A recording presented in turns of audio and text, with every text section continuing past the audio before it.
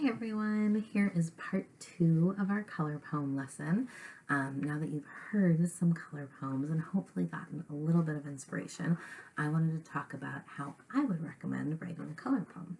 And I can tell you because I just did it yesterday. I wrote my own color poem to get ready to teach you this lesson. So again, a color poem is a poem that focuses on one color, could be any color you can come up with, and you just want to brainstorm, well, what are things, feelings, places, anything that you connect with a certain color.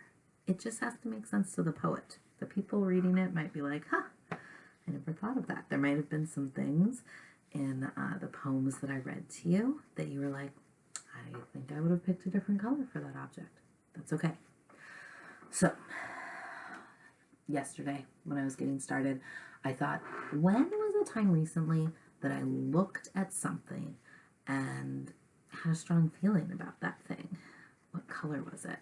And I thought, daffodils. I love seeing daffodils at the start of spring. Bright yellow, sunshiny daffodils. There was my color, yellow. I wanted to write a poem called What is Yellow? You could also just title it the color, yellow.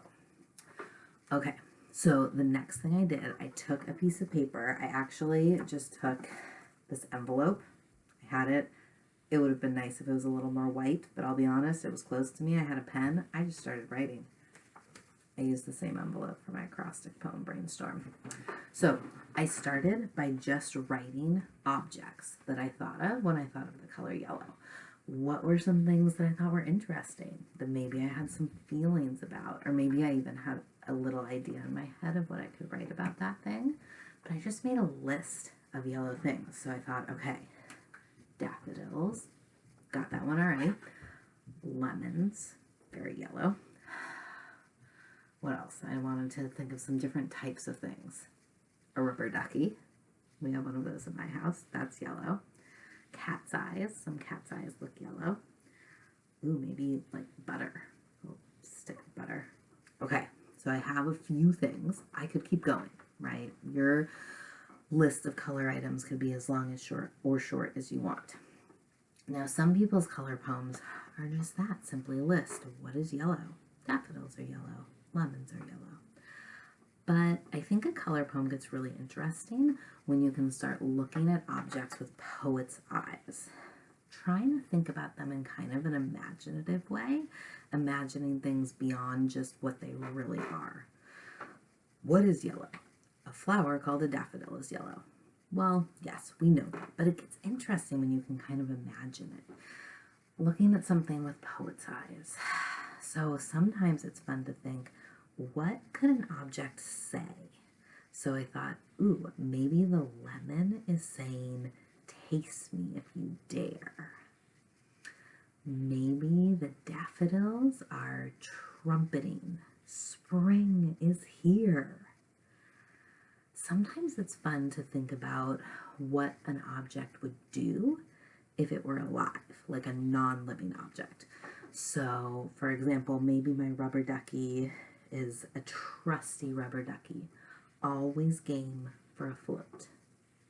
It's true, right? The rubber ducky's always ready to go in the bathtub, but doesn't necessarily have feelings. So putting that in there makes it a little more poetic.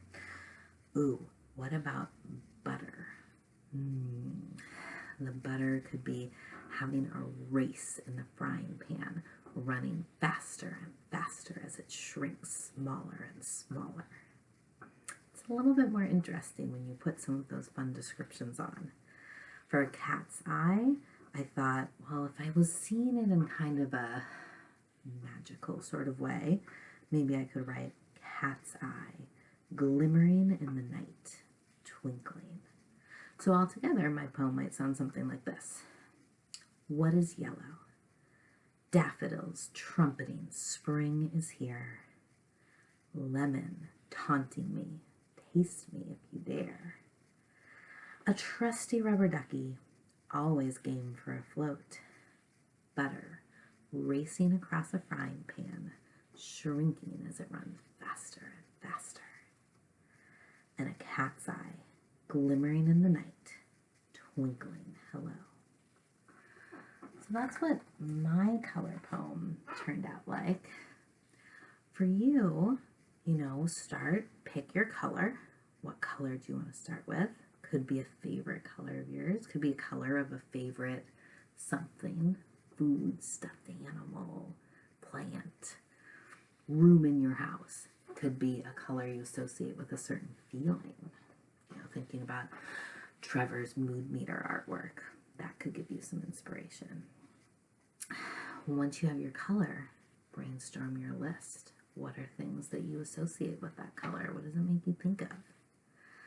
Once you've got your list, this is, bonus challenge. You don't have to do this part, but see if you can imagine those things through poet's eyes. Use a little imagination. Get creative. What could your objects say? What could they do? It can be kind of fun to imagine it. And you might not have something for each object. You can just say a juicy lemon and move on to the next one. And maybe the next one is your butter racing across the frying pan. But I'm excited to see what you end up with.